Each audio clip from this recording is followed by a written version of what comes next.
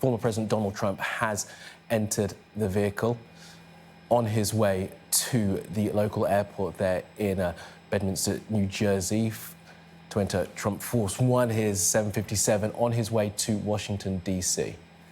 He is going there to face those 4 charges for his involvement in the January 6th indictment. So President Trump's small motorcade there, a number of vehicles making its way to the airport in New Jersey before it will be wheels up on the way to Washington, D.C. Let's go to Washington, D.C. now, where we can bring in our US correspondent, Martha Kellner, who is standing by for us. Martha, so listen, President Trump is on his way. We're watching the motorcade make its way to the airport. Yeah, the first leg of a familiar journey for Donald Trump from his home to a courthouse. This time he's leaving at the moment, or has just departed, Bedminster Golf Course in New Jersey, where he's been for the past few days. He was there on Tuesday when this indictment was unsealed, revealing the charges against him. From here, it's just a short drive to Newark Airport in New Jersey. He'll board Trump Force One, his private plane, around a 35-minute flight from there to Reagan Airport in Washington, D.C.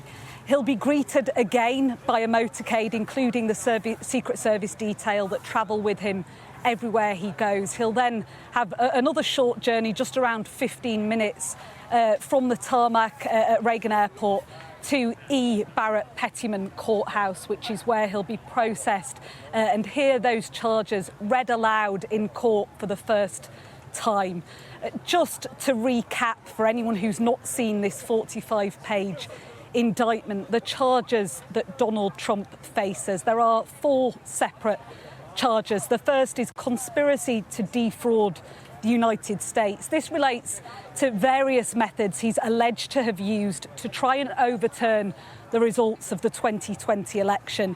The second charge, conspiracy to obstruct an official proceeding, and this relates directly to January the 6th and that riot in the Capitol building. The suggestion is that he orchestrated a scheme to try and disrupt that proceeding, which was ratifying Joe Biden becoming the president in 2020. There's another charge also relating to that January the 6th riot. I think one of the more interesting charges that Donald Trump faces, which people may not have heard of, is the 4th charge on that charge sheet.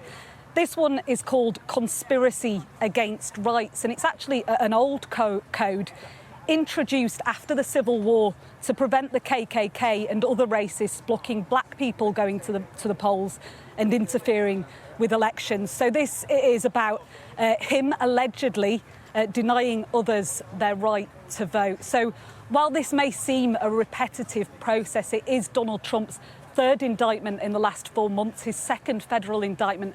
That shouldn't undermine the seriousness of the charges that he faces. This 45-page indictment essentially boils down to this one allegation, and that is that when Donald Trump was the sitting president of the United States, he was orchestrating a scheme to try and prevent the peaceful transfer of power. It is an enormous day legally for the United States and, of course, for the man himself.